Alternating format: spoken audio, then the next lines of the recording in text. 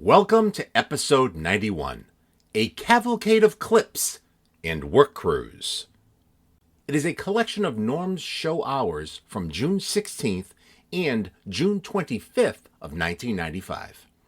Producers are Hope Schauer, Mike Epstein, and someone named Ed St. Clair, not to be confused with Eddie LeClair, I guess.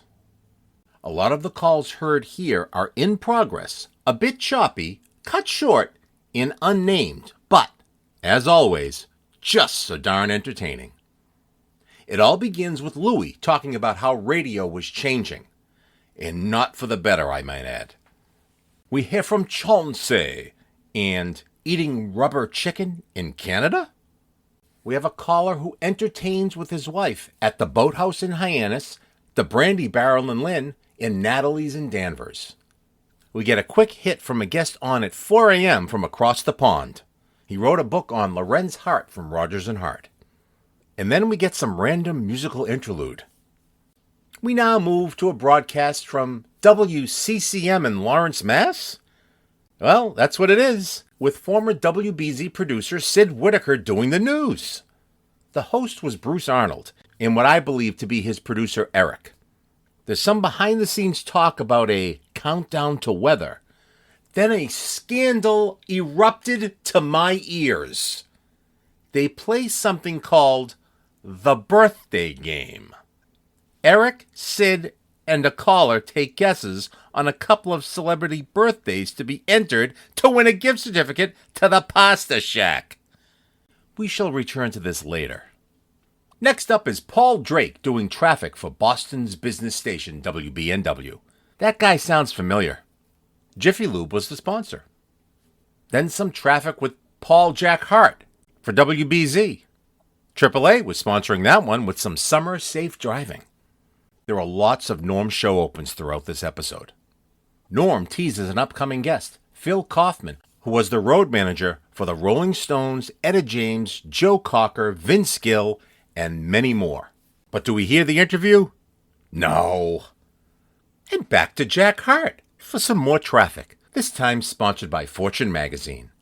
Let's now jump to Norm and Jack talking. I had clipped out an article on the zipper lane and the wacky machine that moves the little barriers on the Southeast Expressway. You know, those hinged blocks that swing to the left and then swing to the right and then do-si-do. Norm was fascinated by the whole thing. They have cameras monitoring it all, and this leads to a discussion on all sorts of cable channels dedicated to all sorts of camera feeds. Norm has a particularly good idea that you'll have to wait to hear. There's even a mention of the long-lost Store 24. They may have something, since Norm would have never believed there would be a channel totally dedicated to weather, the Weather Channel. Yet, here we are. Norm tells us of another upcoming guest, Tom Hamill, editor of Collecting Toys magazine. And no interview. Another Jack Traffic Report sponsored by Bally's Holiday Fitness Center. But now known as Bally Total Fitness. Let's take some more calls.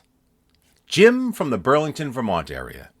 The next caller is a musician and soloist, playing a variety of string instruments. He does comedy and offbeat stuff.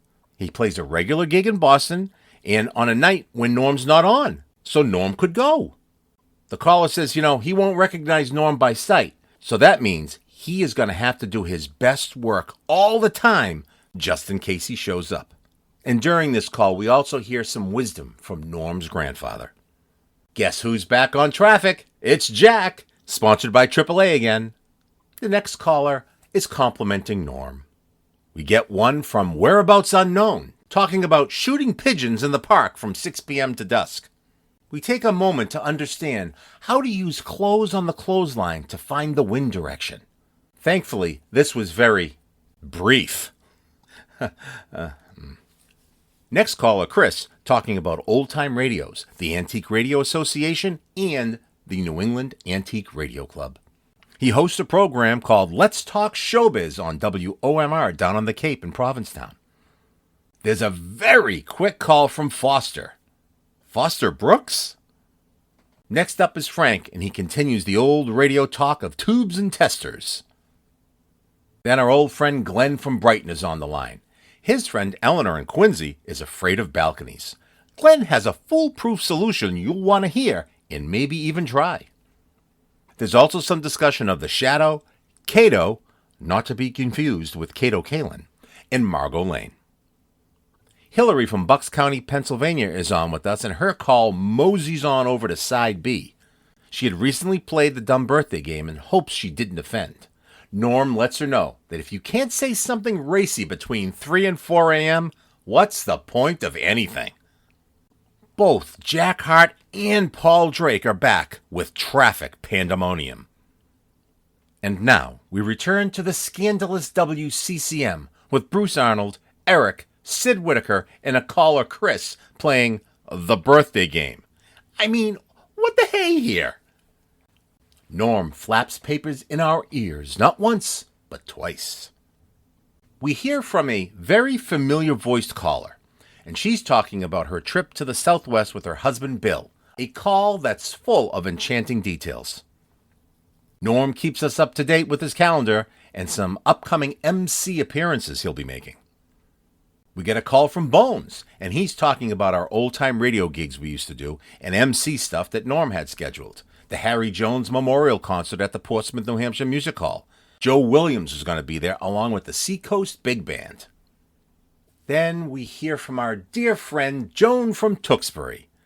She gives an unforgettable report on that WCCM stuff in their mini version of the Dumb Birthday Game.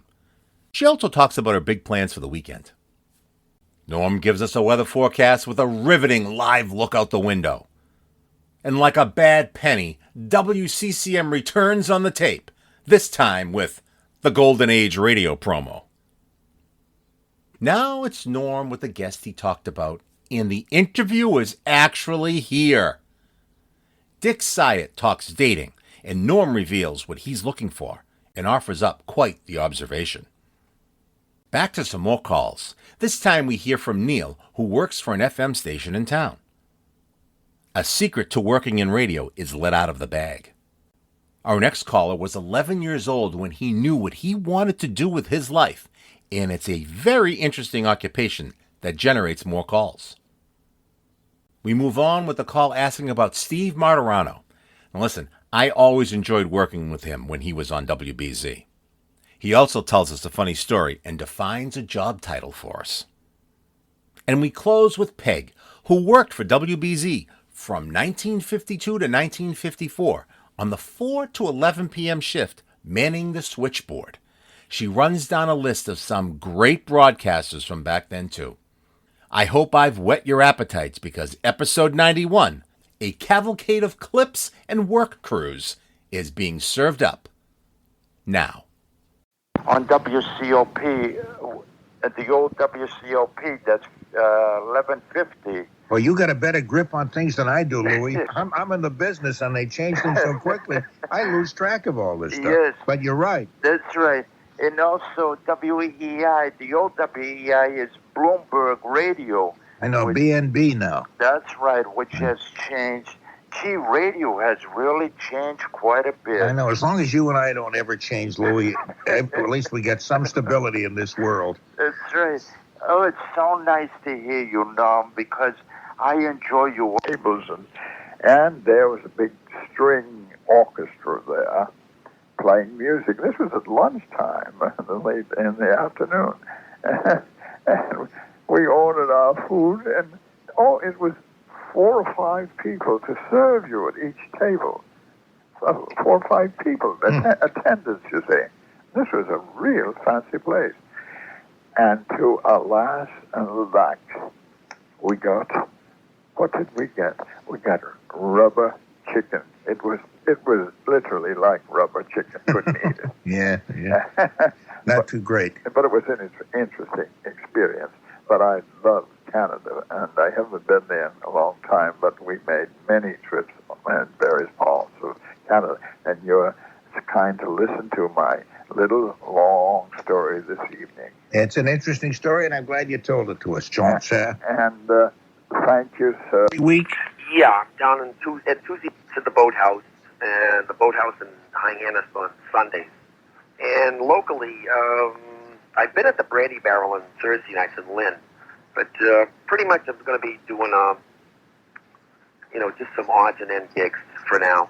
Okay. For the next couple of months. Is there enough work to keep you and your wife going? Yeah.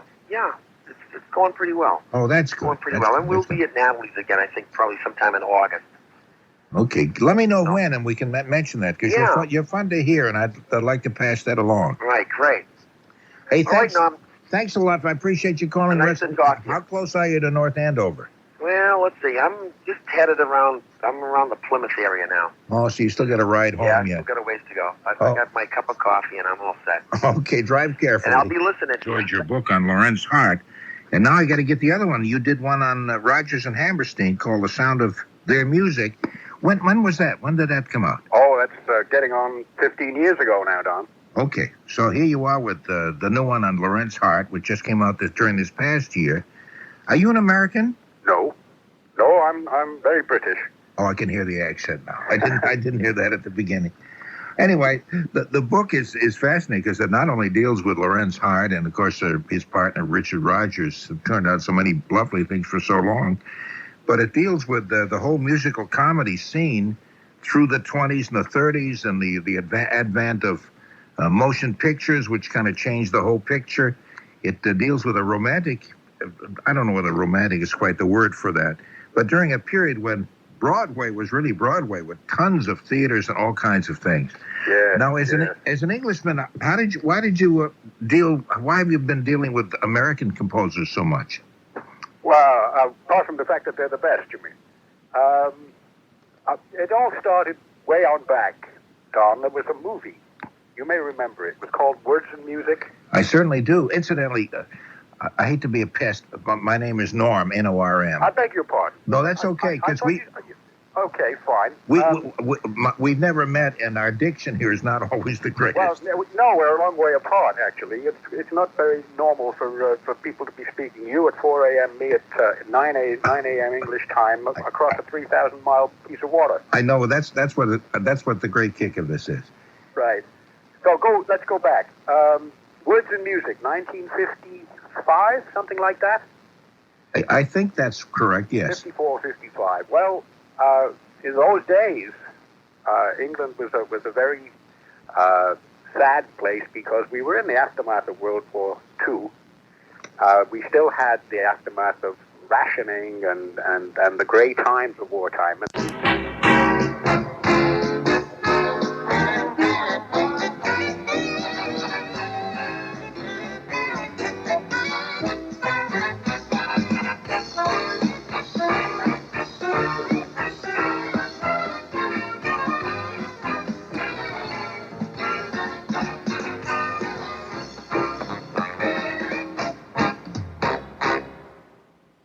Great. 76, right? Yeah.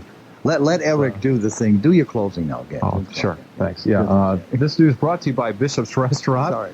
That's all right. For the finest in American Arabic foods, Bishop's at 99 Hampshire Street in Lawrence. Nice, yes. I'm Sid Whittaker, WCCM News. Yes. And now back to the Bruce Arnold Show. Yes. On Radio 800 WCCM. It's only Monday, right, Sid? That's right, Bruce. My goodness. Do the countdown. You know, friends, this is an inside story. I can tell this story. When we get the weather forecast from different people to do it for us, right?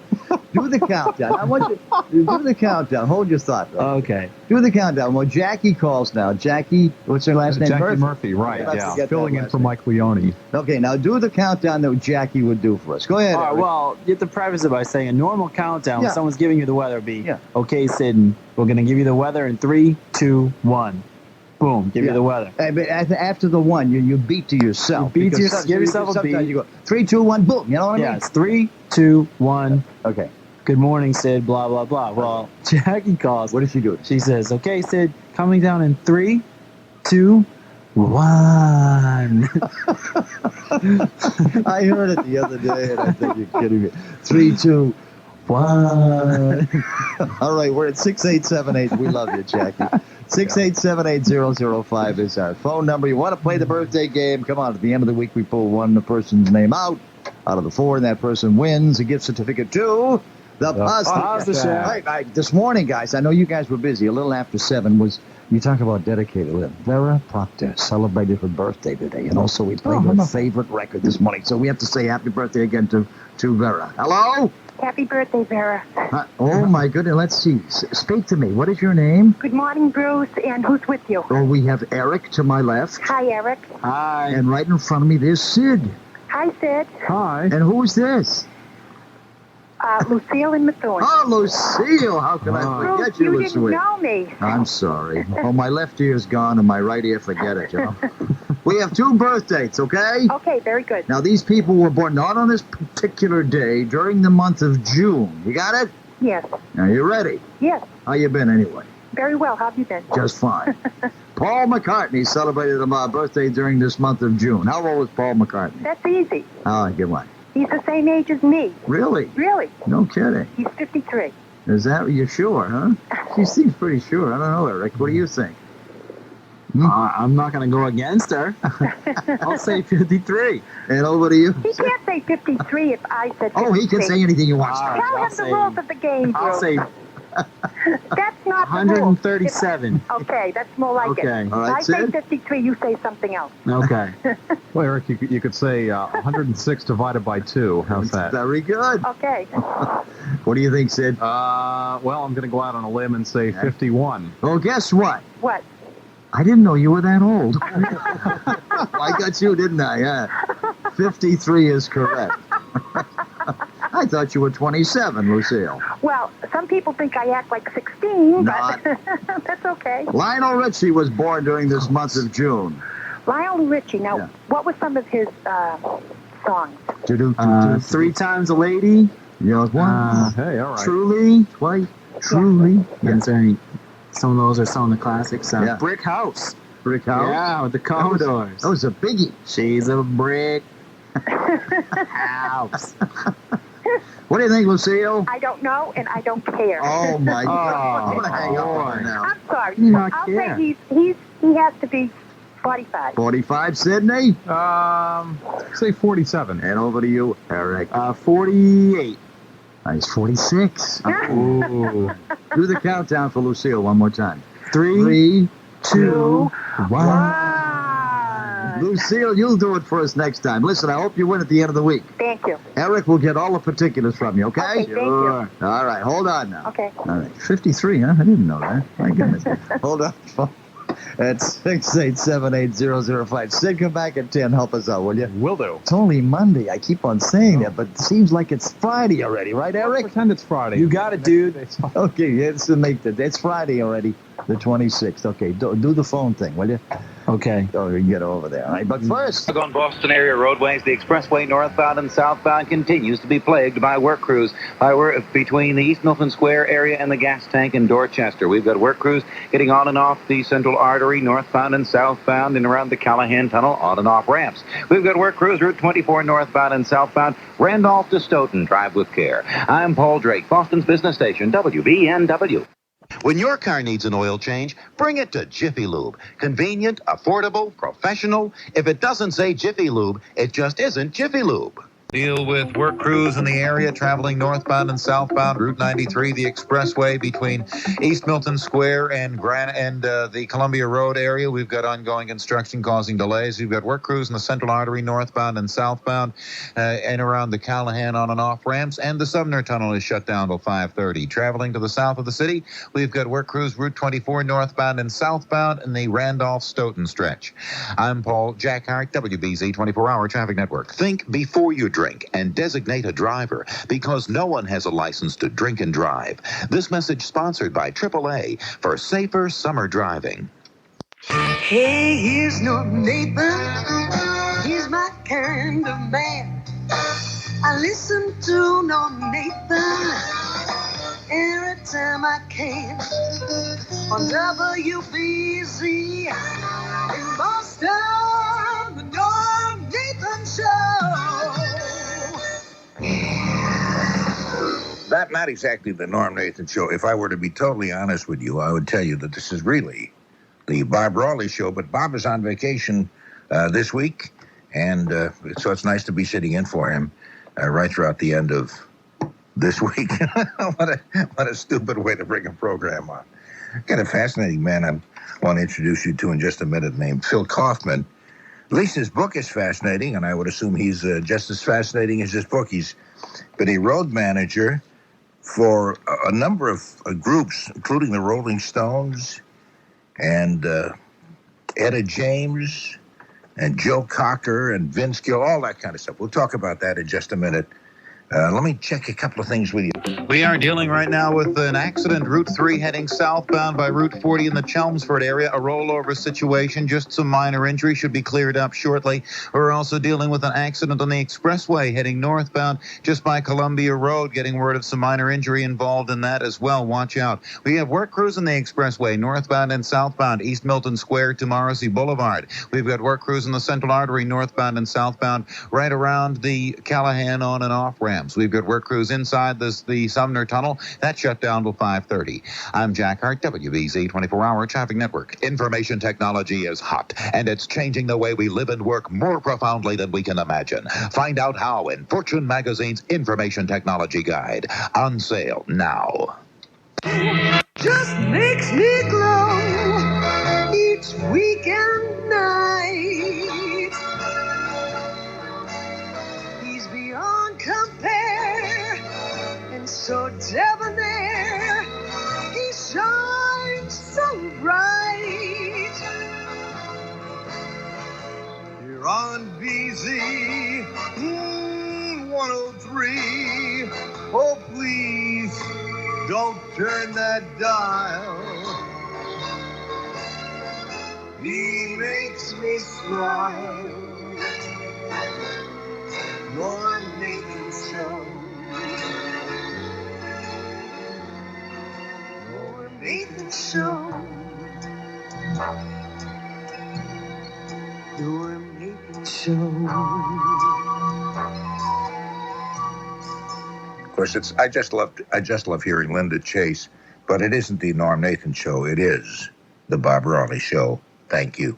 Mike Epstein is our producer. Or just have a couple of things. Oh, well, it depends on the people who are listening and just how important I am in their life. You are terribly important, probably in nobody's life, but maybe just in mine at this moment. No, Tony had clipped out of the, I guess this was in the Herald the other day. Mm-hmm. Remember we were talking about those, the rush hour traffic along the Southeast Expressway with those odd-looking concrete barriers that have been appearing. And the high occupancy vehicle lane thing? Oh, that's what that HOV is. Yeah. High occupancy vehicle lane. Now, the story also had a picture, and we saw it the other day. We went down to Brockton, so we hit that road. Mm-hmm. And it has this vehicle. I guess it's an HOV vehicle. I guess what else do they call it? But explain that anyway. You can do that better than I can. High occupancy vehicle. We used to call it the carpool lane. Are you getting a big message there? No. Oh, no. But may I explain what they do? These little small concrete barriers, and they'll move them twice a day. What they'll do is in the morning time, I believe around 5 o'clock in the morning, they'll have a little crew go out, and it'll take about an hour to shift to create a fourth lane for the expressway northbound from the split down in Braintree up to I think up about the Columbia Road area, and they'll just sort of, these things are all set on, if you look in between them, you can see, hopefully you'll be the passenger if you're trying to see this, you can see like a little, it's just like a little toggle, a little hinge in between each of these blocks, and that's so that the whole thing can swing to the left or swing to the right or just widen the highway depending on whether it's the time for the most traffic to be heading south or most traffic to be heading north. You widen whichever side that the traffic is greater. Yeah. And then at like 3 and then I believe it'll be an express lane pretty much. So like if you get into that lane, it won't be the kind of thing where you're like coming to my house, if you'll have to pretty much go all the way downtown if you take that lane, but hopefully it'll save a little bit of time. And then in the afternoon, I think around 2:30, 3 o'clock, they'll start shifting the thing over so that it opens up an extra lane on the southbound side. Yeah, there's a picture of this vehicle. It is somebody, obviously, or a group of people sat down and tried to figure out the best way to move these small, odd-looking concrete barriers. Mm-hmm. Yeah, I can't imagine how. I didn't see the picture that you're talking about, and I wish I had. But have you seen the vehicle itself? No, I have not. Yeah, because I guess maybe they're practicing with them down there. I think we saw one of these things, but they made a vehicle so that the workers don't have to just lift them up or push them or something. They just do it with this huge vehicle. Well, that's what I was picturing. Is they were going to go around to circuses all over the world and hire the strong man, and he's going to go out. Oh, he's going to move the thing and he's going to lift it to the left. Big beard, and big arms, and he could hurt you and stuff. That's right. We take out hernia insurance, as a matter of fact, and you're covered. You get out the way and move the whole car. It says the safer 1990s version, because apparently somebody was killed back in 71 when they were doing a little bit of this kind of thing. But because this is much bigger scale now. Oh, sure. Said the safer 1990s version relies on a high-tech monster truck to move connected barriers, instead of using highway workers to set up pylons manually.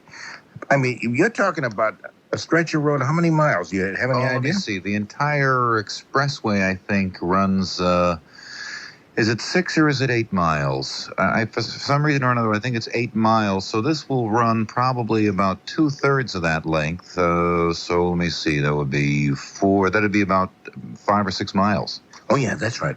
You're absolutely right. It says the Boston plan will set up rush hour high occupancy vehicle lanes along a 6-mile stretch of the Southeast Expressway between the Furnaceburg Parkway and Freeport Street near the Boston gas tanks. Mm-hmm. Tow trucks will be ready 1/3 of the distance from either end of the lane to clear out any broken down vehicles, and the lane will be temporarily closed if there are breaks. They got it all figured out. Laura Brown, incidentally, wrote this. I have a feeling about people who write stories who never get credited for writing them. But it's Laura Brown who had this in the Herald a few days ago. Yeah, I'm still trying to figure out how they. Well, I guess if a car breaks down, let's say at the Granite Ave exit, then the cars ahead of them can move forward, and the tow truck can sort of back down to get them. But I still kind of, without airlifting the car out, I still think it's going to be kind of a trick. Just trying to get through, as we were talking the other day about the increased traffic round the clock, it seems. Yeah. Just handling the traffic the way it is, even without moving concrete barriers and stuff. Sure. It is tough. Oh, it's tough. It's really tough. I know tough. I don't mean to talk shop to you, because this is your business. Mm-hmm. But when you say it's tough, it's tough. Oh, it is tough. Oh. And they will have cameras also. They will include pole-mounted cameras along the route monitored at a control center to give officials an accurate picture of the traffic situation, as though they could do something about it. That's a terrible situation. What do we do? I don't know. Let's just keep looking at the picture. And kind of sort of after the second or third day, you can kind of, let's see, it's 7:15. Let's see, the traffic's going to be backed up. Let's take a look at the camera. Oh, I was right. The traffic is backed up. Maybe they could sell this to one of the cable channels, that they're looking for, talking about 8 billion cable channels, and they won't have enough programming. This is apparently supposed to go into effect sometime at the end of the year, around the time that they say the new Third Harbor Tunnel is scheduled to open. Well, they are moving at, for an operation of this magnitude, they are moving at a fair clip. I mean, they pretty much had to resurface the road to do it, so that these things could move. That's pretty much done, and pretty much most of this long, essentially a gate, is installed. It's up as far as. I think it's up as far as like Neponset at this point from Braintree. That's a pretty good stretch of land. Okay, so there you have another channel then, as we kind of tune in. Yep. To the traffic cameras. Yeah. I had another idea for cable. Oh, sure. They're looking for program ideas. Mm-hmm. You know those cameras that are set up in department stores and places to catch shoplifters? Sure. They could be broadcast. Sure, Liftovision. So, something like that. Yeah. And they could make a contest out of it. You at home could be watching these cameras moving around. Uh-huh. And as soon as you see somebody shoplifting, you call. Whoever calls first wins maybe 10% of the stolen merchandise. And so they can make it a contest that way. And they would have people monitoring all over the place. Wouldn't that be something?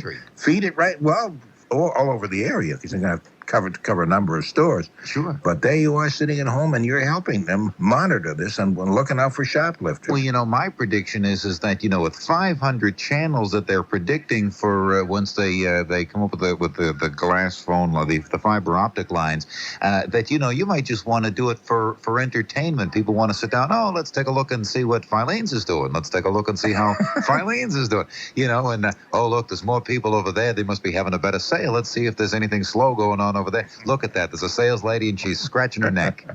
That's right. You could set them up in malls. People seem to like to walk up and down malls and stuff. Perhaps they could have some attractive women or attractive men walking by just to kind of spice the thing up a little bit. Well, all these actors and models and things like this who only get calls a couple of times a year, it'll be a boon.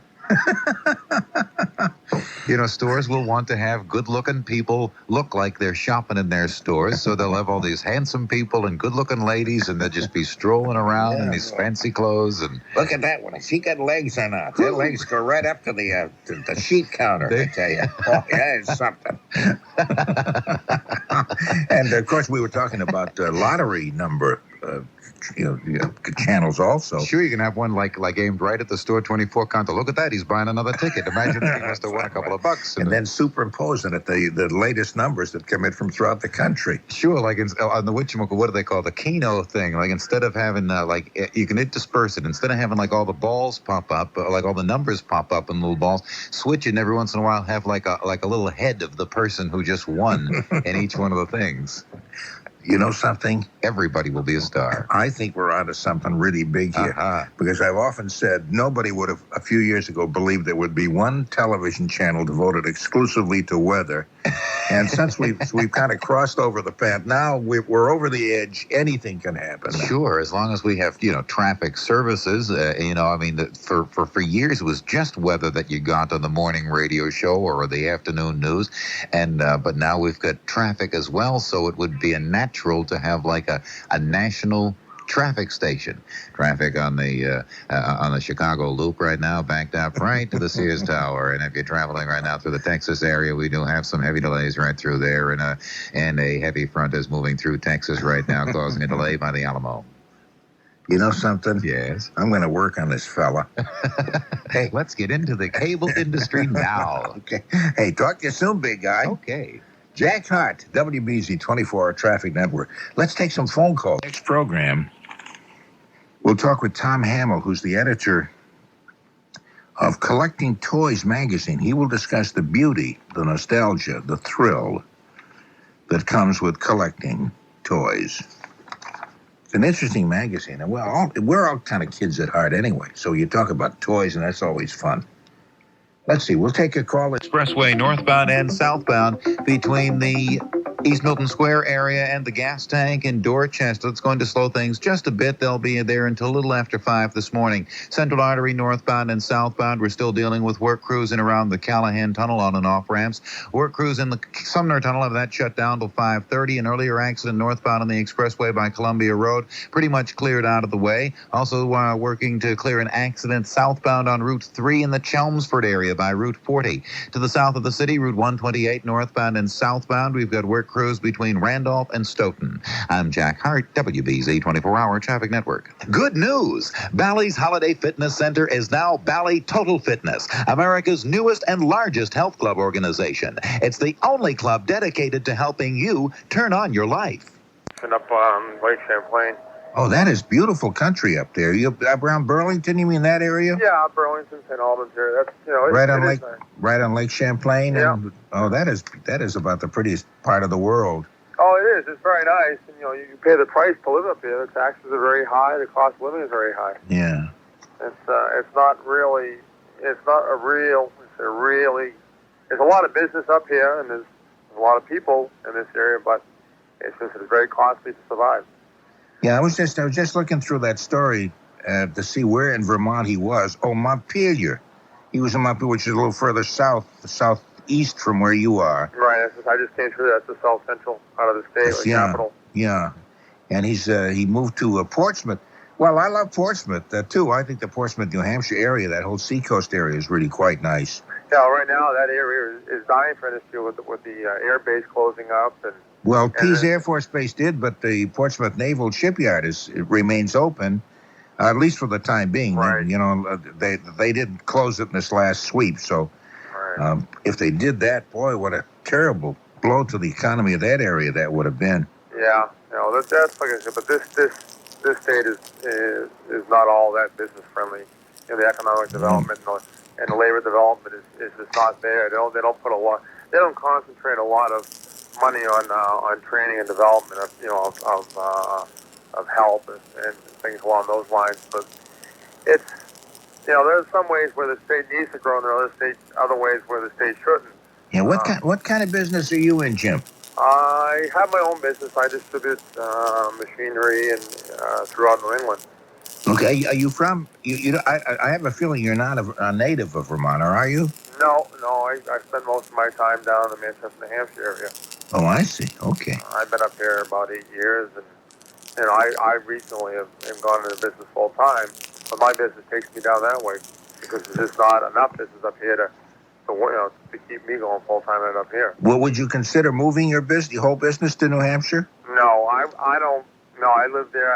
That state has its own set of problems, and it's overcrowded. And I don't, because of the nature of my business, I rely a lot on the Canadian economy, and I rely a lot on the agricultural industry of this area. And so that wouldn't make any sense. I'll be moved down there. I have some business down that way, but it's mostly in the residential and consumer sector more than the agricultural and industry sector. But it's the type of thing where my business, I have to be right where I am in order to function. But I would not move for the business anyways. No, because again, that whole area around Burlington, Vermont is such a lovely area. Yeah, no, it is very, very scenic. I'm very fortunate to live where I am and to have what I have, but it's very difficult. Like I said, the cost of living is extremely high. Property taxes are outrageous. And the wages are fairly low in comparison to the cost of living. Oh yeah, property taxes in New Hampshire are no picnic either. I tell you, they're really horrendous. No, when I left there, my taxes in my house were about $3,000 a year, and that was back in 1988.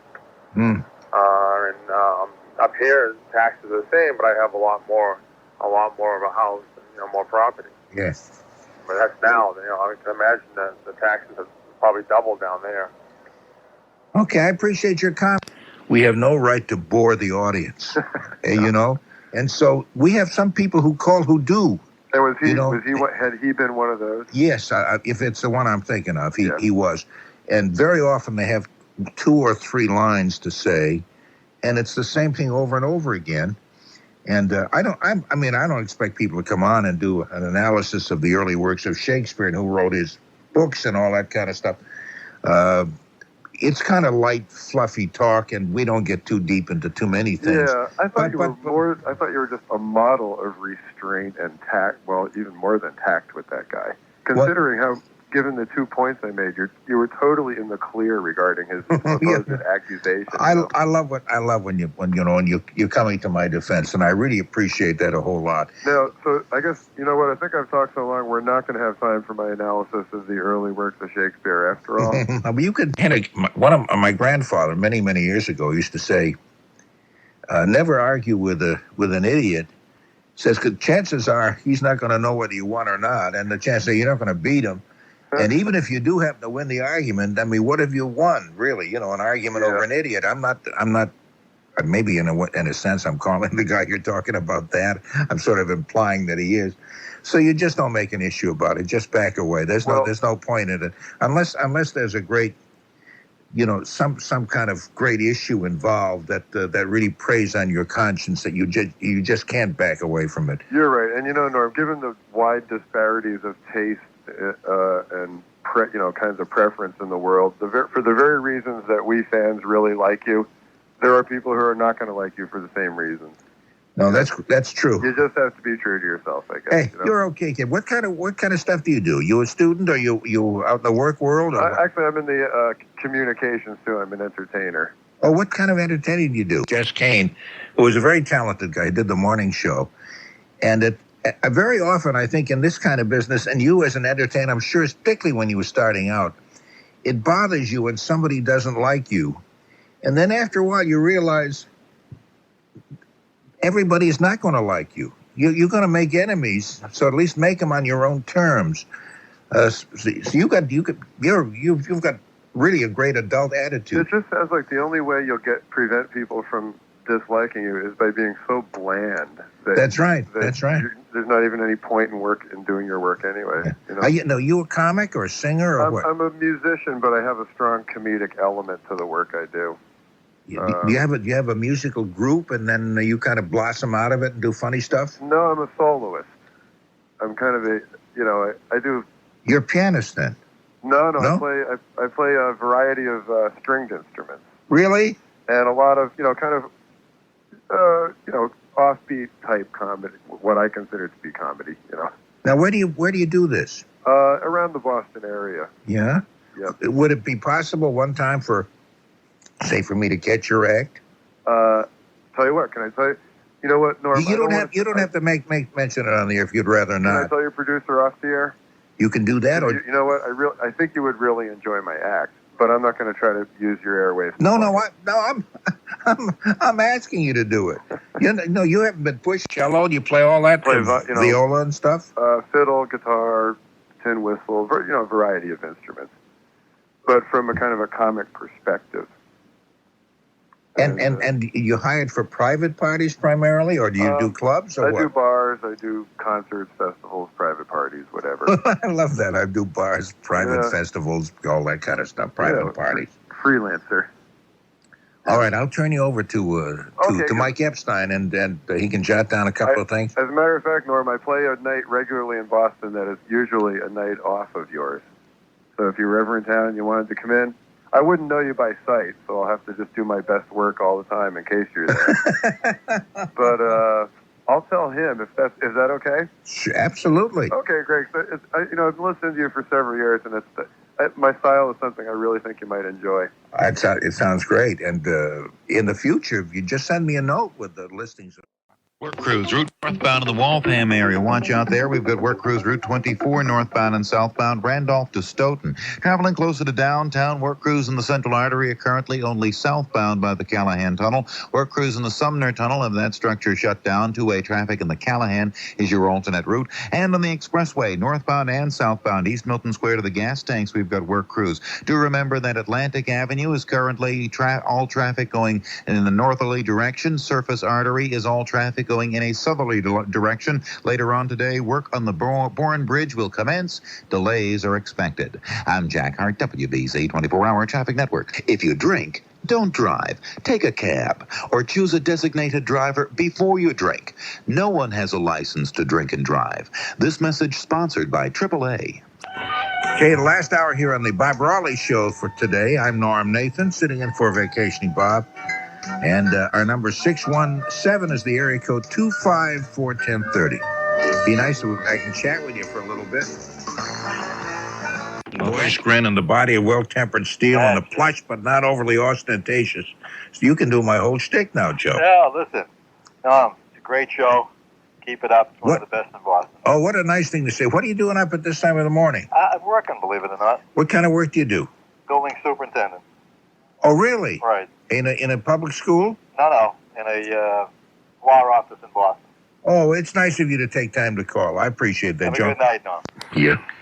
They got about 10 guys and let them shoot the pigeons in downtown. Oh, that's kind of sad, though. I can understand how they may be an annoyance, but guys are out there with rifles taking shots at pigeons? Shooting up the town from 6 p.m. till dusk. 6 p.m. till dusk. Okay, so that'd be about 3-4 hours. And 3 hours. All I could imagine is something like that going on in Cambridge or Boston. Oh, you'd wipe out half the population, probably. I'm surprised they didn't there. I wonder if there's not some other way to... And I do live in the country. And I was looking out and I was wondering, how can you, in the city, can you tell when it's windy if you're inside? At home you can see the trees the wind blowing through the trees. You just can sense it. And I saw a clothesline with the pajamas and stuff wiggling back and forth. I thought, the smoke coming out of a chimney.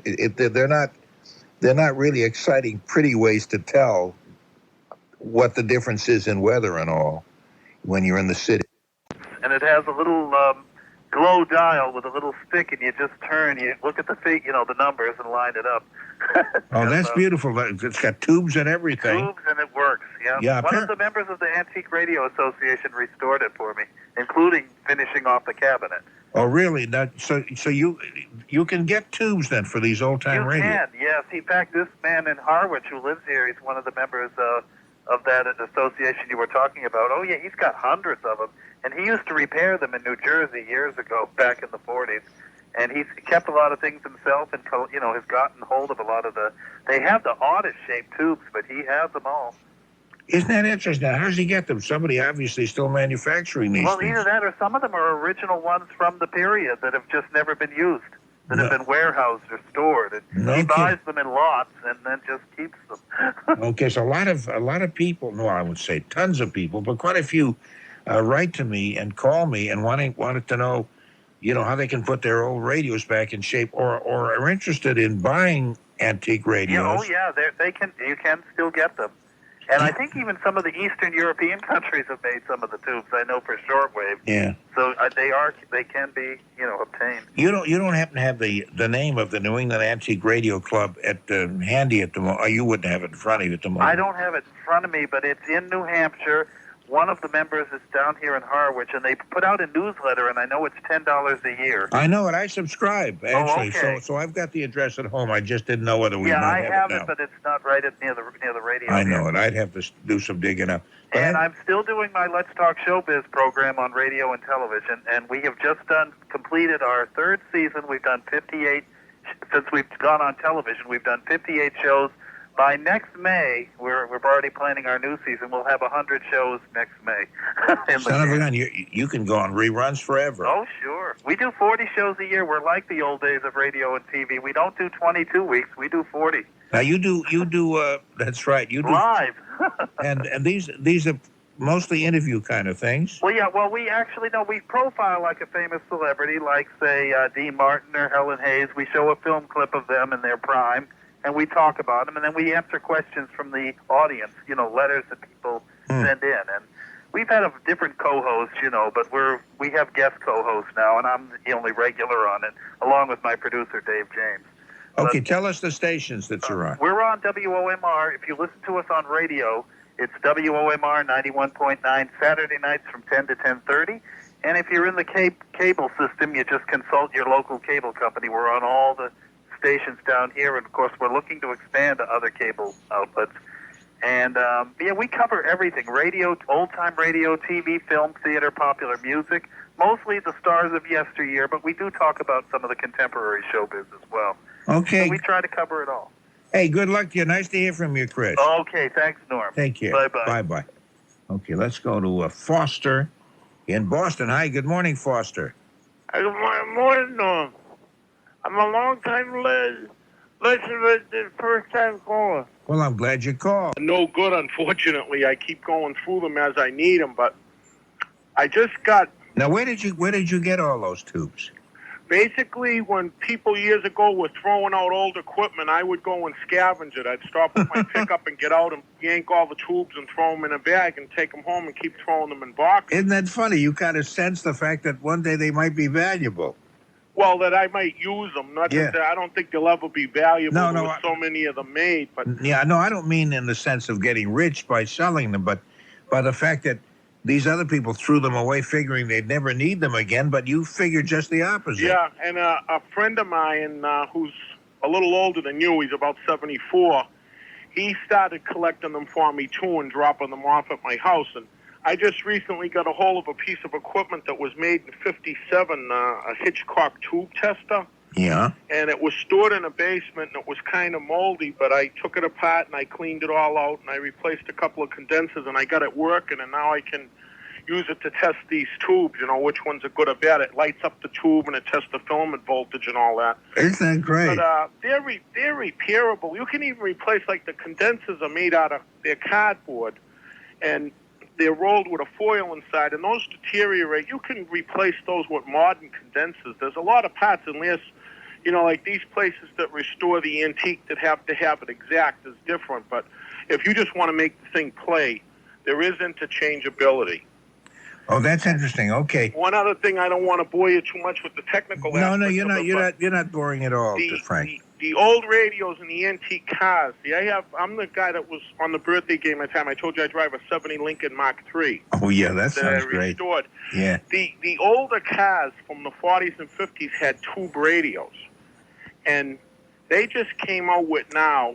A guy has patented transistors that are in a case that are in a tube pattern, so that you can just pull the tube and plug in a modern type transistor to convert these things.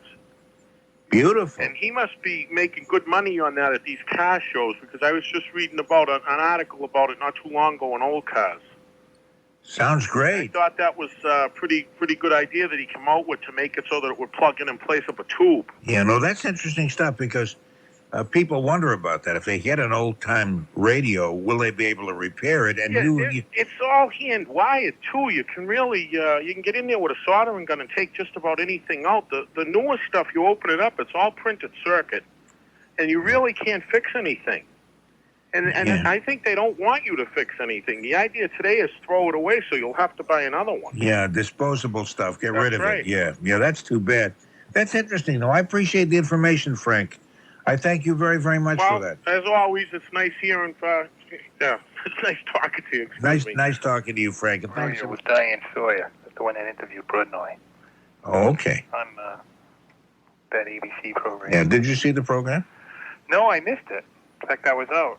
My friend Eleanor in Quincy was trying to call me to tell me it was on, because she knows I listen to him, but I was out. So yeah. I missed it. In fact, I'm going to solve her balcony problem. She's the one that's afraid of balconies. I'm sorry, oh, yes.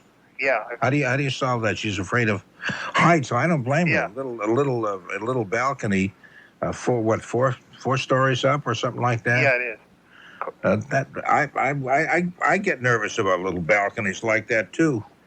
Yeah, of course I don't. No, even when I had my sight, I didn't. Unless I looked over or something. But, no, I'm going to bring wine, cheese, and crackers over there, and that'll hold her hand, and that'll solve the problem. But that's not why I called. Someone was talking last night about the shadow. Yes. Did they say he had a guy named Cato? I thought Cato was... No, he didn't know. Cato was with the Green Hornet. Yeah, that's what I wanted to say. Yeah, no, I thought we made that clear. Maybe we didn't. No, I didn't hear it. No, we're talking about the Shadow's constant companion was Margot Leno. They described her as his constant companion. And then I asked who the constant companion was of, I thought of that other show, of the Green Hornet, and it was Cato. And I mentioned the fact that Cato was his Japanese assistant until December 7th, 1941, when Cato suddenly became Filipino. Oh. So we did discuss both of those. So that's a different Cato. I assume it's not the same Cato that's been prominent in the Simpson trial. Yeah. No, I don't even care, but I'm like you. I'm so sick of that thing. Yeah, do you know when if Bob Cusack is going to come back again? I'm sorry, coming back where? Well, I mean, on a phone call to you. You talked to No, him? I don't know. No, he calls every now and then, but I'm not sure when he will call. Why do you ask that? Well, I'd like to talk to him sometime if you ever take calls from him. I remember him as a little kid in Rhode Island on a rock station. Yeah. And then he came up here. Yeah, no, I'm always pleased when he calls, but we have no schedule like that. He just when he hears something he wants to talk about, or just gets the urge, or happens to be up late or something, like most people, he will call in, but I have no idea when that would be. Yeah, and that's incredible about those radio shows about the bookstores now are starting to sell that. I know Bob Rowie has Mel Simons on, and I think Mel Simons has a thing. If you want a copy of a show and you pay him, he's listed in West Roxbury, and he'll do it. Yeah. He'll make you a copy. He's got like He's got an incredible collection, Mel Simons. He must have almost all of them. I would guess so. I don't know. I would guess maybe so. He's got thousands of hours. But anyway, no, I just wanted to say hello and happy Father's Day. Well, thank you very much, Glenn, and same to you, even though you're not a father. You're right, I'm not. I don't think I could be, but Okay, well, I don't have enough meat on my bones. I'm too liberal. Okay, take care of yourself. I don't know what that means. I'm too liberal. I can't be a father. Well, I don't know what that means. Anyway, the time is 4:31. We do have lots of open lines again at 254-1030. My mother passed away, and we live in the house that we grew up in. Yeah. Whereabouts in Pennsylvania? You told me once before, and I've forgotten. I'm sorry. In Bucks County. Bucks County, Pennsylvania. That's where they have they still have the big playhouse there? I think they do. It's been quite a few years since I've been down there. That's even though you're in Bucks County, that would be a distance from where you're living. Well, yeah, it wouldn't be far, but it's been quite a long time since I've been there. Do you get out and have fun at all, or you just stay home and take care of your brother in the house? Well, because I kind of feel like maybe you're confining yourself too much. Maybe you ought to just let down your hair and kick up your heels and have some fun. Sounds like you have a lot of fun. I mean, you say what you do on the weekends. Well, no, I don't live a wild life. I mean, at my stage of life, it's pretty quiet and conservative, but I do get out. I kind of have the feeling that maybe you don't get out nearly enough, or maybe not at all. Is that true? He's a nice person. He is, and he's also a young person. So between his youth and my decrepit old age, you're not decrepit. no, but I really am not. But I'm much older, and between the two, we sort of can compromise in the middle and try to get guests on that we hope would appeal to young people and older people and all that. He's got a good sense about that. So I'm pleased about that. And it's kind of fun, just to sit around. Come close. I don't want everybody to hear this because they'll all want to do it. Oh, okay. Yeah. But it's kind of fun to sit around and act really totally stupid all night and get paid for it. I mean, where else could you get a job like this? This is incredible. I've often said that I probably would be thrown out of here if the management even knew I worked here. I don't think they ever noticed. I sneak in the back during the dead of night, and like at 5 this morning, in about 17 minutes, I'll be sneaking out the back door. They won't even know I've been here. You're a very sweet man, Norm. You're a sweet lady, Hillary. I always enjoy talking with you. I hope you'll keep calling me. I will. And I like your dumb birthday game, so don't ever think about, changing it or anything. Well, I appreciate you saying that because most of the comments have been like that hang into it. Now and said, boy, that has run its course. What are you doing? Get rid. Jeez. In fact, I played it this past Saturday, and it was Saturday morning, but I had a lot of fun. I said some pretty racy things. I hope so. Normally said. I hope so. I really shouldn't have, but well, I did. No, of course you. I mean, if you shouldn't have, I would have said, "Hey, don't do that."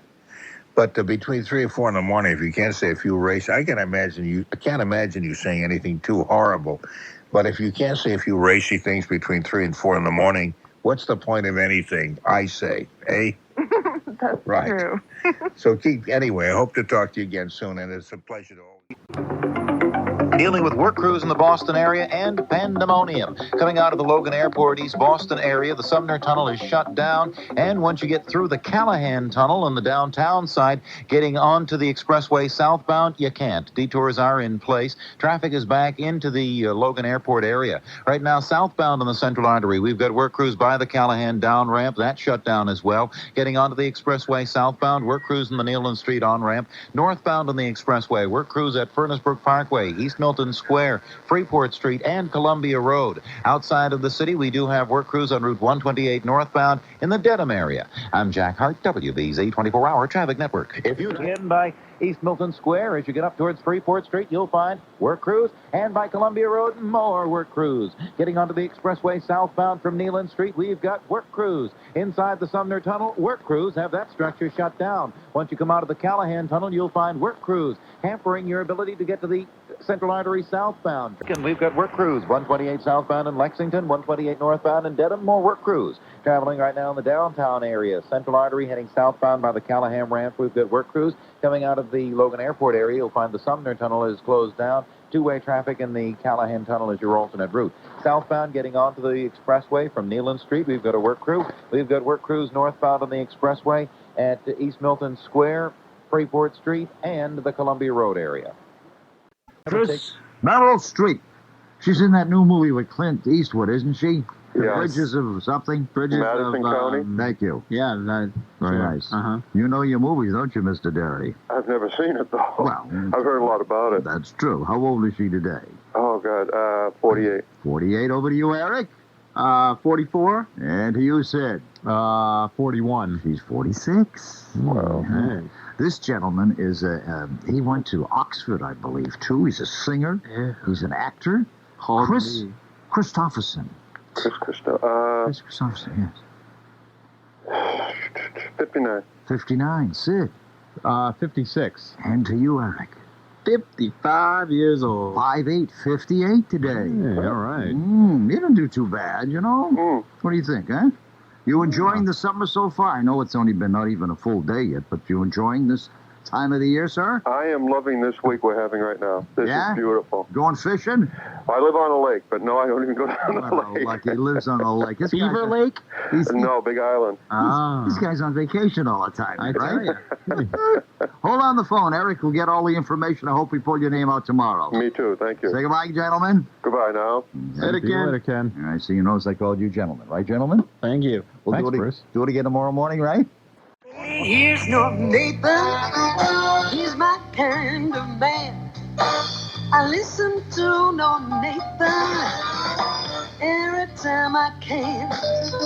On WBZ in Boston, the Norm Nathan Show. Hello. I'm your date tonight. Same to you if you're going to be like that.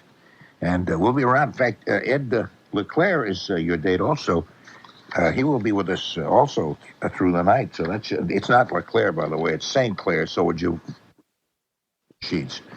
Ed St. Clair's our producer. We'll be around till about 5 o'clock in the morning. And the idea is of this program is, let me see if I can remember what the idea of it is.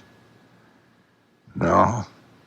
I kind of have a feeling there is no idea or point to the whole thing.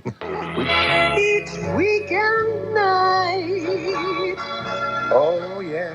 Zazu. He's beyond compare and so debonair.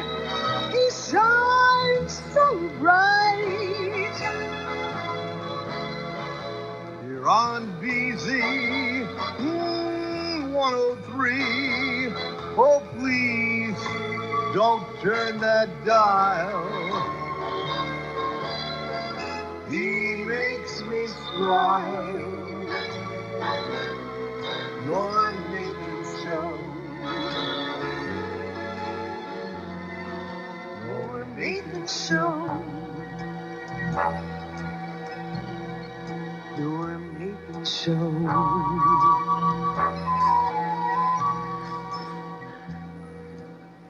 Thank you very much. Anyway, this is Norm Nathan, and we are here. We will be here through the night until, I don't know, when you get sick of the whole program, just let me know, and we'll just sign off right at that point, because I don't want to overstay my welcome. Thank you so much. A little later, we're going to be talking with David Stewart, who wrote a book called Heart and Soul. Soul is spelled S-O-L-E. It's not a love story. It's a story of David and his 1,600-mile walk. He actually walked from Wyoming, Gilletteville, Wyoming, his home, to Nashville, Tennessee. Do you know why he walked that distance? Anybody? Any of you kids here in the Teen Kid team want to know why he walked 1,600 miles in about 83 days through searing heat and bitter cold with his little doggie? Because he's a lunatic. That's why. No, actually, he wanted to get on the Grand Ole Opry. So this was he's a Western country and Western singer, and he thought with all the publicity he would get, because he had a guy, calling stations, he was doing interviews and all that kind of stuff. But which doesn't lessen the terror of that kind of a walk, 1,600 miles. Life as a roadie for some of the biggest names in music. He was a roadie for Rolling Stones, Joe Cocker, Frank Zappa, and all some kinds of wild adventures that he had, spending 8 months in a Swedish prison for among other things. And a man named Tom Hamill, who will be on with us the following night, Tuesday night, collecting toys, nostalgic memories of toys and stuff. That'd be nice if you could join us for that and talk about some of the toys you remember growing up with. A whole lot of other people, including... I'm flapping pages in your ear again, but this is where this are. We have a ton of people coming up. Another person that we will have, not a person, but a panel, will be the music quiz, the swell music quiz. We're going to do that Wednesday night into Thursday morning, and that's where you get a chance to compete with us.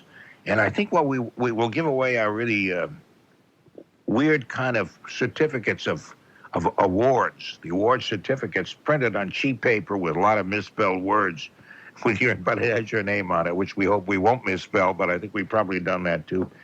And maybe each winner not maybe, I'll say definitely, each winner will receive one of the Beepers keychains. I think we'll send that out too, okay? But that's not till Wednesday night. The amount of mud and... Adobe. Yeah. Yeah, but there's another name for it. Oh, Adobe sounds more Southwestern Spanish, but this, somebody will call me, Norm, you're so... I think of it. But that's an interesting way to build it, not only in the Southwest, but again in some parts of the Midwest that were treeless. Well, what? Sod houses. Sod houses, that's the name. Thank my husband for that Bill said that. Yeah, no, he's right. That's the word. I couldn't think of the name. Sod houses, that's right. Is that about the same kind of process that you're talking about? I think so, but the Adobes are like apartment buildings. They're like condominiums, which is fascinating. Multi-story. Okay, so they're much more elaborate than the old sod houses, which were just little cabins almost. Yeah, and only about 50 families actually live in the old Pueblo now on this reservation, because they're very strict about their rituals, and in the old Pueblo there's no electricity and no running water. So most people live in modern homes on the reservation, but about 50 families still live the old way.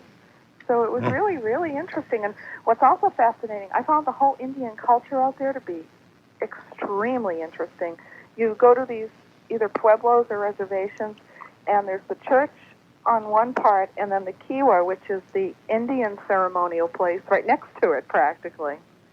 So it was really fascinating. Now, what did you do? Fly out there and rent a car or something like that? Exactly. We flew to Phoenix, and we drove around, and we flew home from Albuquerque. Yeah. Now, did you come across? You must have gone across the Navajo Indian Territory also. Oh, absolutely. When we came back from the Grand Canyon, we drove through Navajo land. Yeah, that's interesting. I remember driving through there, and we stopped to take pictures, and they were not happy about that. No, they don't like that. As a matter of fact, what you have to do is you actually have to register your camera. You pay a small fee, usually $5 or $10, and you can then take pictures of certain areas of the lands, not the religious areas, not the kiwa, and not the graveyard. And if you want to take pictures of individuals, you must ask them previously. Oh, yeah. They're very strict about that. Yeah, we were taking pictures of the school buses, kids getting off school buses, and it seemed to provoke all kinds of antagonism against us, so we stopped doing that. But how did you decide to go to that part of the country? Because a lot of people would figure it does feel so desolate, and And it does. You're right. But I had been to Phoenix for a professional conference about 2.5 years ago, and I was struck by the difference. It's like it's hard to believe it's the same country, let alone almost the same planet. And I just said to Bill, it's so fascinating.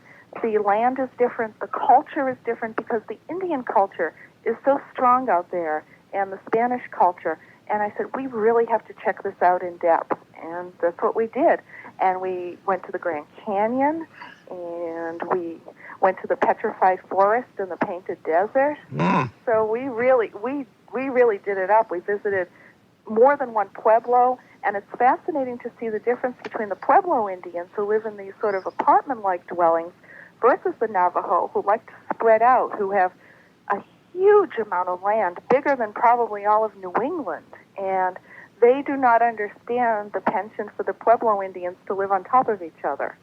So it's such a different world. Yeah, I know it now. Now the whole, when you're talking about a whole different world there, the United States is like about 4 different countries all stuck together anyway. New England is not anything like the Midwest, which is flat and where you can see cars coming from miles and miles away. There's kind of a beauty in the monotony of it, too, in a way, because you don't ever see that kind of stuff here where it's hilly. Right. And then you're talking the Southwest, which is something. And then the south of the United States is totally different.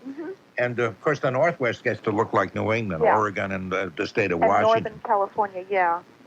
So it is like, it's like, in this massive land, it's like 4 countries stuck together to become the United States. But I was sure struck by the Southwest, I think because it's so primal, like you were talking about the starkness of it. In the Grand Canyon, you can see sort of especially in the pictures that you take, the strata of the rocks and how the river just carved that thing out. And I actually, my impression of the Grand Canyon actually took me aback a little bit. I was obviously bowled over and overwhelmed and awed and all the things that everyone says you'll be, but I was also very frightened by it.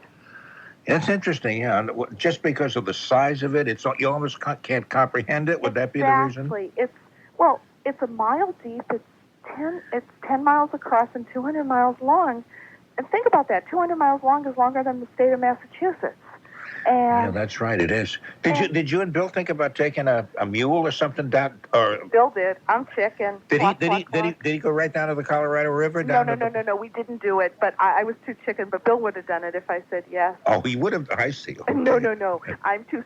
We did the outlooks, but even the outlooks, I felt like I was looking at the end of the earth, at the entrance to Hades, to the entrance to the underworld. It was really. Yeah, you were talking about taking pictures, and there's no way you can take a picture of the Grand Canyon to get the full scope of what it is unless you do it on like 35 or 60, whatever, film or something and show it on a huge screen. Right. A photograph, you just don't get the concept of what that really is. Oh, it's amazing. And the weather, even at the canyon while we were there at the very end of May, and it was very variable. First time we saw the canyon was in pouring rain in a mist, and it was freezing. It was cold. It was almost cold enough to snow. By the time we left the canyon, 3 hours later, and I'm talking about the rim of the canyon now, so we were up a high elevation, it was getting up into the 70s, and it was bright and sunny. Did you stay in a cabin overnight at the Grand Canyon? No, we didn't. We used Sedona, which is about 150 miles from the Grand Canyon, as our jumping off point. We did it in a day trip. And Sedona, I don't know if you were in Sedona, but that's fascinating too. It has these red sandstone formation, these rock formations. It's like nothing I've ever seen. They're this incredible red color, and they just jut up out of the countryside. It's just absolutely amazing. A lot of the New Age people claim that that's where cosmic vortexes come together to heal people. It's really, really incredible. Wow. And how long were you there? We were there for 12 days, and we put 1,500 miles on a rental car. That's great. You're a couple of great adventurers. You don't go to the usual spots. No, and the Petrified Forest was another thing that blew us away. Seeing these fallen tree trunks with all these colors in them and looking like wood, but you touch them and they're stone. Yeah. It's just amazing. Now, did that give you ideas on where you'd like to go next time? Oh, we'll probably do something totally different and end up going, somewhere in Europe or something. We'll go anywhere that sounds like fun. Yeah. Have you been to places like Wyoming and Montana? No, and we'd love to. Oh, especially western Montana and the Rocky Mountains is an incredible place. And at Ferguson Band next weekend, and on stage at that lovely old movie theater, and where they have a lot of stage things. And then later on, I still have forgotten the date. I MC something, the Harry Jones Memorial Concert, which they hold each year to raise funds for college, for scholarships and stuff for musicians and kids. And great concert last year, and we'll be doing the same thing again later on. I forget whether it's August or September, maybe August. I've forgotten. I'll let you know when we get closer to the time. But Joe Williams, great Joe Williams, will be there. So there's a lot. Because I'd love to come out. Oh, I appreciate that. I do a couple of things. One is the old radio talk, which is with excerpts from old radio tapes. I don't have the schedule in front of me, and a lot of those are private things. Right. So I don't mention them because of that. But then there are some other things that I will let you know where say, I MC a jazz group which is playing for a charitable organization. I have 2 or 3 of those coming up. Keep our ears open for that. Yeah, I will mention that. I don't bring the schedule into the station. I should do that. I will do that just before it comes up. One is sometime toward the end of July, and another one is at the end of the summer, I think. Like the one I'm looking forward to is one I did last year. This has nothing to do with old time radio, but there's a Harry Jones Memorial Concert each year to raise funds for kids for educational purposes and that kind of stuff. And they hold that at the Portsmouth, New Hampshire Music Hall, which is a beautiful spot just to come to, just to see the hall. I've never gotten a chance to be in. Yeah, that's kind of nice. Yeah, Joe Williams is going to be singing that night, and then they have a band called the Seacoast Big Band. There's another I've heard one. a lot about them. Yeah. They're excellent. I heard them last year for the first time, and I couldn't believe how good they were. And that kind of stuff. I'll mention that as we get a little closer to some of the dates. Well, Joe strikes real close to my heart because he's got that blues feel. It's unbelievable. Yeah, he really has, and he's not a kid. That guy's well up in his 70s now, and he's still going. But you know what? He's still got that voice. So many people burn out, but because of his style and everything, he's just he's hung in there. Yeah, he does. He's just a pleasure to listen to. I'll come up with some other things. Maybe I'd love you to come and check out the old time radio thing. We talk about them and again play excerpts and ask questions of the audience and see if they can see how much they remember that period. Well, I was a great fan of that. I know WCRB years ago used to do rebroadcasts of like The Shadow. Okay. Lamont Cranston, The Shadow. The Shadow and his constant companion, the lovely Margot Lane. Oh, absolutely. Yeah, and you wonder, what do they mean by his constant companion? Exactly what happened? And did he make himself invisible in front of her, too, and then fool around a lot? That's right. Anyway, that's the kind of silly kind of presentation that I do. But I'll let you know. I'll mention it on the air when it's the public one. We did one in Wakefield, which was public. We did about 4 shows one Saturday night. Right. Before it came in to do this program. And we're doing the only other one that comes to mind, and that's not till first night in Beverly, which is New Year's Eve. We did that last New Year's Eve. Those kind of things are public things. But I'll mention whatever other ones I got. But you're nice to ask. I appreciate that. Bones? Oh, no problem. The only other thing is, how do I get to do the traffic? I think I've got the voice for it. You've got a great voice, I yeah. want to do traffic. Well, at least voiceovers. I'll do traffic. Traffic. Well, let me say, I can refer you to the guys who run that traffic service. If you're really serious, send me a note and I'll pass it along to them. I'm not sure what the address is offhand or how you get in touch with them, but we can certainly find out. And right now, Ben Parker is saying, our traffic guy is saying, don't tell them, for God's sakes, we got enough doing it now. Well, I'll give Jack a call. We'll talk. All right, I'll call Ben first to get his permission, then I'll call Jack. Okay, Jack. Take care of yourself, Hey, Bones. thanks a lot. Nice Take to care talk with now. you. You too. Bye-bye. Okay, let's go to Joan in Tewksbury. Hey, Joan in Tewksbury. Hi, Norm. Hello. I enjoyed your show tonight Well, thank you. It was kind of a... for what I was awake for. Well, I wasn't awake for too much of it myself, and maybe if you were awake, you would have noticed that. Last Thursday morning, I had the Lawrence station on. What do you say that is? Oh, WCCM, you mean, up in Lawrence? Oh, yeah. Yeah, the local AM station. Yeah, they did a mini version of the birthday game. Did they do that? Yeah. And not even get my permission? What is wrong with them? Okay, I know they do some old time radio, don't they, on Sunday They're mornings? On Sunday morning, 9 to 12. Yes. Yeah. Yes, and they did. Was it within the old time radio thing that they did the dumb birthday game sort of takeoff or whatever? No, this was, I think 9 o'clock in the morning, something like that. During the week? Yeah. And shortly after 9 o'clock, I guess it was. And they asked, I think, I really wasn't paying attention at first, but then when I realized what was going on, I kind of paid attention. They asked, somebody called in, I guess, and Sid Whittaker was in the studio, and I don't know whether another fellow maybe, and then the one asking the birthdays, and they asked 2 birthdays, and then the fellow that called in, I guess he kind of won, and they were going to put his name in something, but I didn't catch what they were going to do. This is the weirdest. But this is the weirdest report I've heard from anybody. They put in something with something, but I don't remember, and who was another guy there, and I forget well, what. I think it's kind of late. You're ready to do Channel 7 News, I tell you, with that kind of a report. Right. Well, let's see. Now, there's some good people up there. I'll try to listen Monday morning. Okay, they do some fun stuff up there. I know that. So that's really nice. That's Anyway, what the heck? Yeah. I hope today, Joan, turns out to be one of the greatest days of your life. I'm because not going to do anything today. You're not going to do anything. Just kind of sit there and stare out into space. That's right. I think it's going to rain, and I hope it pours. I hope this is one of the spots that pours in. You'd like a nice rainy day is kind of fun. That's right. Every now and then, and you have excuses for not doing anything, which is apparently what you're looking for. Right. Okay. The monitor station. What's that? Well, WBUR, the FM station, carries a lot of that, and BBC, and a lot of news and that stuff. Oh, I see.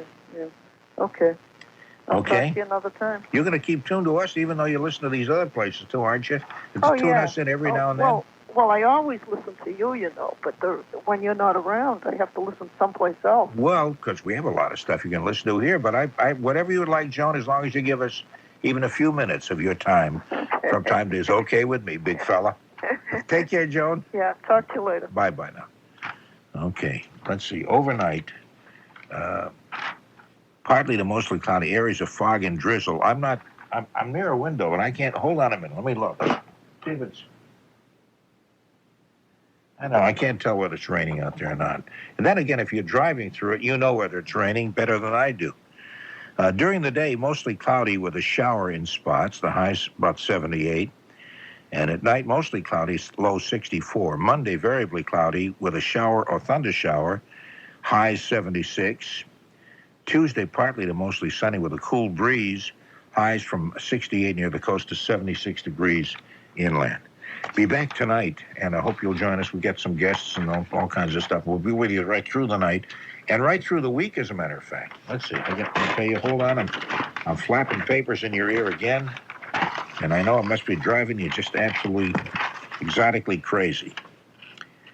Let's see. Wait a minute. Hold on. Tony Nesbitt, who books a lot of the people we talk with, has really taken care of the bookings for the next 700 years, and they're all on this sheet. Oh, Dick Syatt, the singles scene guru, will discuss his insights into how you can meet that special someone, and, of course, other general silliness and that kind of stuff that we'll be talking about. That's tonight at 11. If you can join us then, we'd love to have you. On behalf of our producer, Hope Schauer, I'll stumble over my own name, too, to make it even. On behalf of the lovely Marilyn Gorelick, my own name, Nam Jovan, we'll see you tonight at 11. Hope you have a great day. Bye-bye, Old Sport. You're tuned to WBZ Boston. It's 420. And help support Golden Age Radio. A special thanks for joining us on our Golden Age Radio program today. We hope that you enjoyed our show and will join us each Sunday morning from 9 to noon right here on WCCM Radio 800. Did you know that Golden Age Radio Club members receive a complete sampler in mystery shows, plus become eligible to borrow from our extensive radio and TV library? All this for a small donation to Golden Age Radio, Box 1585, Haverhill, Mass. 01831. That's Box 1585, Haverhill, Mass. 01831. And if you have records, video, just about anything that can be used for our show in Lender's Library, please call us at 508-346-99. This is your host, Bob Garrity. Please invite your friends to join us for another exciting show of comedy, westerns, music, mystery theater, and our entertainer of the week. Have a pleasant day, and please enjoy the rest, right up until noontime today, of the great music of Mr. Bing Crosby. My stage blues. I require so little in life at this stage. Maybe, I don't know, regular habits, you know, get the kind I mean. Yeah. And maybe a bowl of stewed prunes every now and then, clean sheets, and I'm happy about everything. But this was, do you still do these singles? No, the dating show, no, The I'm dating not. show. I'm looking, though. If you hear of any openings, if you'd let me know. Yeah, I'm looking for another radio station. Okay, so I remember the show was kind of interesting. Yeah. People would call up and, you know, they'd describe themselves on the kind of person they were looking for. What are you looking for in someone? You know, I'd like somebody whose last initials are S, who rides in a red pickup truck with a gun rack in the back, who likes to pick up seashells. Walk along the beach. Walk along the beach, yeah, and eat marshmallows underwater. Those are my ideals. It looks like Claudia Schiffer. It looks, that's right. Anyway, we're going to talk with Dick. It seems to me that one of the problems is people. A lot of men are looking for women. A lot of men and women are looking for men. Usually are, most of the time. No, but and women for men too. Yeah. And people are agreeable to meeting other people, and there probably is somebody out there that you would just love. But where do you meet them? That seems to be a problem. People say, "Don't go into bars. You go into bars. That's not good bars." All that kind of stuff. How do you do that? And I consider you these singles mavens. The maven. Yeah. Plus, we're going to ask some questions too. For people to call. Our phone number is 617-254-1030. And maybe, well, we'll talk about it in just a minute. You don't mind if I knock off a few commercials? I'd like to. Time. That's why I listen to your show. I love the commercials. The commercials are really nice. Every now and then, in between, we tune out the callers and I listen for the Ovaltine commercial. I know. Every now and then we have to say something. I hope you're going to play the Ovaltine. Is this Ovaltine? That's the Ovaltine. Or is this the powder? The powder for? I don't know what this is. Itching. Let's see what this is. We'll see what. I've been aware of a lot of people who've met at these places and have married and all that kind of stuff. I get wedding invitations all the time. Of course, the funniest wedding invitation I ever got. So yes, we've had about 1,000 marriages, but the funniest wedding invitation I ever got was someone invited me to the wedding, but included a handwritten note that asked me not to tell anyone at the wedding how they met because they'd be embarrassed that they met at a singles dance. Parents, especially somebody really liked. And as he was leaving, his car was parked in the driveway. And they were looking out the window waving at him. And the nervousness apparently overcame him. And he threw up right there in the driveway. And they were all looking out at him through the window. And, what a nice boy. I don't remember the outcome of that, whether or not he had the nerve enough to call her again. If I were that guy, I probably would have I'd denounced my American citizenship and gone off to Mexico or Canada or someplace. Vincent's nightclub. Lombardo's, The Friday nights at the Village Green in Danvers. Saturday nights at the Dedham Hilton in Dedham, Mass. And Sundays, I'm at the Sheraton Tower in Nashua, New Hampshire, but moving in 2 weeks to the Andover Marriott. And that's my schedule. Okay. All right, I'm available for house parties. On the other nights, I can come over to your house and just tell you funny stories. And I bring a little radio with me, and we can dance together. And I think Superhighway is littered with singles. Looking to find that significant other. Just waiting. You say that so poetically. Thank you very much. I'll have to put that in my ads. If you're littered with singles, we're littered with singles. Come to my parties. We're littered with singles. Okay, here now for your late night listening, dancing, and dining pleasure, the lottery numbers. I worked at WHDH for over 20 years, so these two are the major ones. But I've worked at WEI, which is now WHD. I get the stations mixed they're up. very confusing now. They really are confusing. Well, anyway, I just wanted to call up and say hello. You sound like you're interested in broadcasting yourself, aren't you? Yeah, well, I'm actually a broadcaster here in Boston as well. So, Where? Here in Boston. Yeah, no, but I mean, what station are you at? No, I don't want to tell you the station. You can. Would you rather not? Can I? Are you ashamed of it? Well, you know what I think? I think people would be like, "Wow, they're listening to BZ," you know? Oh yeah, but then again, they will. You know what they will say? They'll say. What will they say? They'll say WBZ is such a fantastic bunch of people run that station that they don't mind people coming on and giving other And say what station other breaks. stations? Well, you know, actually, you've been on our station before, WFNX. Oh sure, Yeah. with Ari in the morning and stuff. Yeah, well, with Ty. I'm sorry. Why did I say Ari? That's stupid. Well, you know, you could call him Ari if you'd like. No, it's Ty. I Very know few it's people actually like to listen to him anyway. When are you on FNX? The afternoon. Yeah, no, I was on with Ty. you were on Yeah, no, he was fun. And I was mentioning the fact that at one time when I was doing a jazz show, other stations were not, and so in a way, and our audience was basically college-age kids, same as yours, and so we were kind of my program was kind of an alternative radio in a sense like yours is. So I can identify with you guys. I know, and now it seems like other places are trying to do it as well. So format's definitely catching on. Have you been there long? Oh yeah, a long time. I've been there since '86, which isn't long in your career. No, but it is long. It is long. Well, The way broadcasters go today, and with young, say somebody starting out in broadcasting, I think if they last 10, 15 years, I think that's something. Because conditions are quite different than they were when I began, and so I wish you good luck. I hope you. Well, thanks. Well, at some point, when you have another big anniversary, give us a call and we'll get you on the air. Well, okay. I'm going to call Ty anyway. I got a nice note from him, and I haven't responded to it yet. But I will. And make sure you tell him you spoke to me because it'll infuriate him, which is always what we enjoy. We have a little rivalry going on between afternoons and mornings. Is it really? You really hate each other's guts? Oh, we hate each other. Oh, it's awful. Really it's awful. Just awful. People have to pull you off each other before you attack and throw punches at the noses and the stuff. Air staff meetings are, just incredible. Oh, it's like a Van Damme movie, you know? Oh, it's kind of wonderful because here at WBZ, there isn't that hatred. It's just apathy and people ignoring each other, which I think is a lot worse. Too much. Hey, you're okay, Neil. I wish you the very best of luck. Good talking to you. Good talking to you, too. Take care. Bye-bye. That's the Boston Phoenix radio station. I hate to mention the Boston Phoenix because Steve Mindich, who runs the paper, is not one of my favorite people. Anyway, let me see who we got. Well, not long enough. Actually, the day before I graduated high school, I'm stretching it a little bit. And yeah, no, it's been 50. It was 51 years, May 24th of this year. Wow. Isn't that incredible? Oh, well, congratulations to you, really. Well, I don't know. Maybe commiseration is more rich, you know. Well, my sympathies then. My sitting in front of a microphone for 51 years, it sounds like a curse.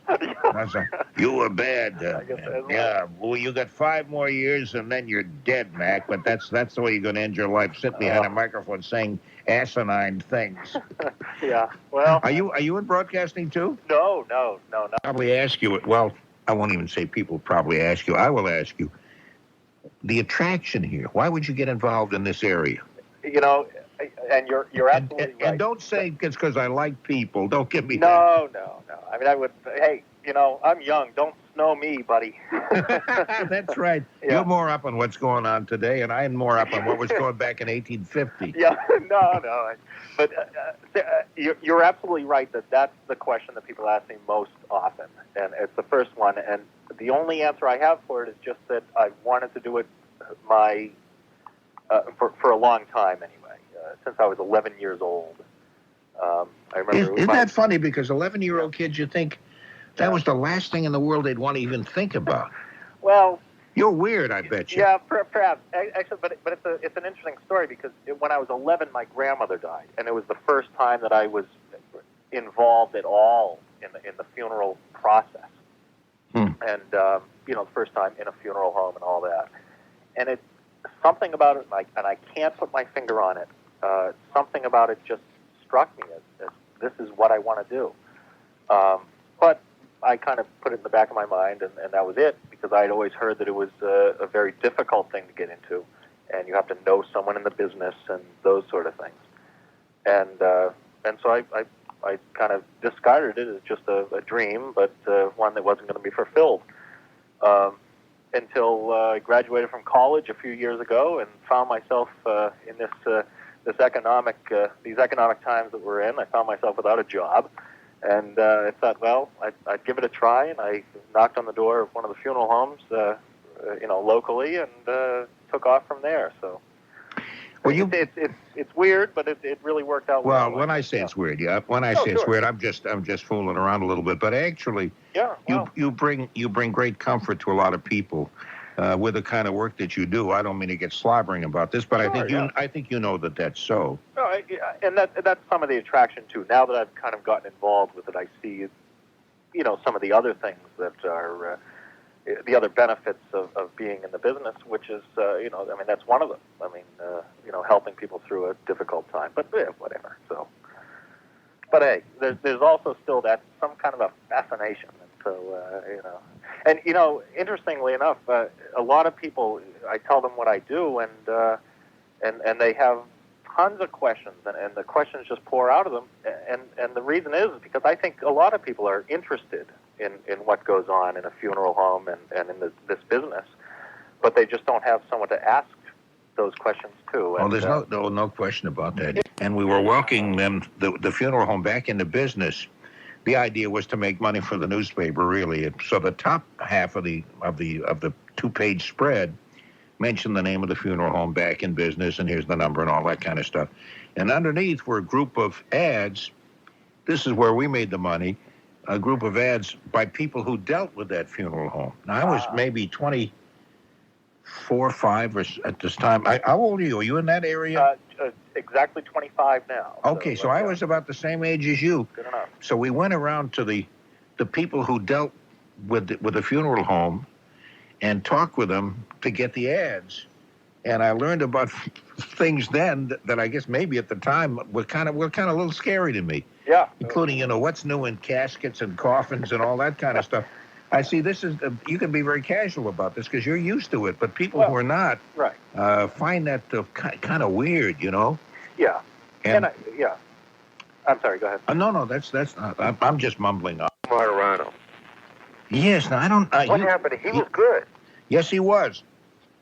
You know anything about where he is? No, I really don't. Now, Steve Marterano, he was at RKO, I think, wasn't he? Or was he here? He was HDH and BZ. Oh, and he was at BZ, and here I am stammering about that. He was daytime too. Yes, I remember him. No, I have no idea. He used to be great in the daytime. He was excellent.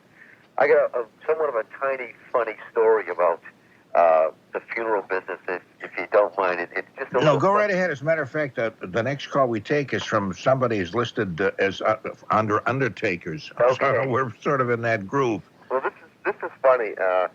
I was about to hire someone for a general labor position at a place I was working a few years ago, and I'm reading the application, and there were two things that were actually funny about this fellow's application. And if I remember correctly, it even had a little speck of blood on the application for some reason. The second to last job, the most recent job he left was he was a meat cutter, professional meat cutter at a butcher shop. And in the column it says reason for leaving, he wrote down too many accidents. Okay, and the job prior to that, he said he worked at a funeral home, so-and-so funeral home around the Framingham area. And I didn't want to look anymore because it's kind of scary thinking about what these people do. So I got myself together and looked again, and what was his title? Dresser. And I'm saying, oh, no, that doesn't mean he's dressing the bodies, does it? So I finally interviewed him and asked him, and he says, no, it's a crazy expression. What it means in his business is he prepares the service site for the service upcoming, arranges the flowers and sets up the casket and everything. But it was just kind of scary when I saw that word. Jerry's last name. A man named Tom Heathwood, not just a man named Tom Heathwood. He has a great studio, and he does a lot of old-time broadcasts. He's got tapes of about every old-time radio show that ever was. He knew the name, but I'll wait till you tell us, Peg, because you worked here. Yeah. When did you work here at BZ? Are you talking to me now, Norman? Yes, we're on the air right this moment, Peg. Yeah, okay. I worked here in 52, 53, and 54. Now was the Jared's guy? Did they have an evening program, or did they work? Because he worked the overnight show for a while, also way back. Yes, I used to work from like 4 to 11. on the switchboard. Oh, they had switchboard operators right till 11. Those were the good old days, That's right. And it was Jerry and Sky. And Jerry's last name? Jerry Howard. Yeah, that name just slipped out of my head and was driving me crazy. Yeah, and he used to be, Slim Pickens used to be there, too. Well, of course, Slim Pickens was Jerry Howard, as I recall. He was also did a woman's voice. Yeah. Now, what was that? That was with the New England accent, too. I forgot what he called her. But Jerry did two voices. He did. I don't remember. It's a long time ago since I worked there. I know it. But he did Slim Pickens, and he also did a woman's voice with that same accent. He also did the weather at WESX in Salem and WJDA in Quincy, both owned by the Asher family.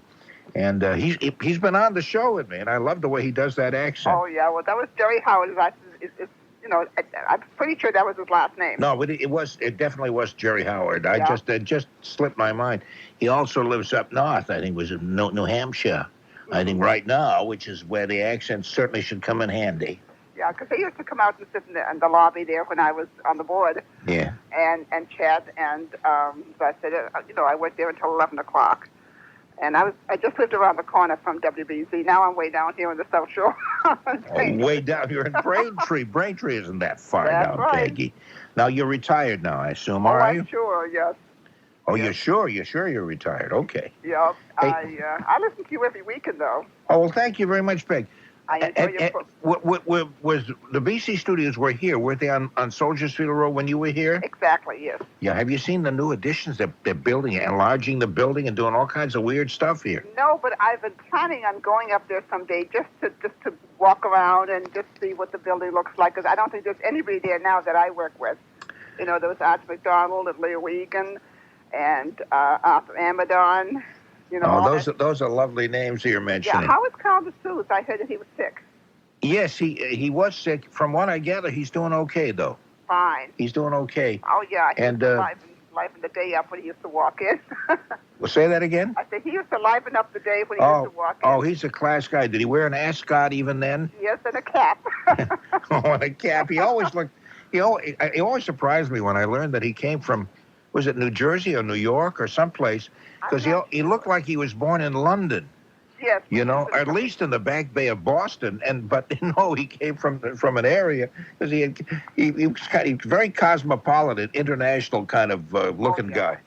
He was very nice. He is. He still is very nice. It's been a while. I've got to talk with him again soon. Phew! That was quite the compendium of Uncle Norm, as well as Jack Hart and his traffic extravaganza. Did you notice all of those young listeners that called in? Norm really related to all ages. And what's the deal with WCCM? Stealing the dumb birthday game and dropping the dumb? Was this Sid Whittaker's doing? We may never know. Has the statute of limitations expired on this thievery? C'est la vie. Oh, and did you hear Norm mention the swell music quiz? Well, that's next week's episode, so do tune in. Closing the vault and leaving this world a little sillier than we found it.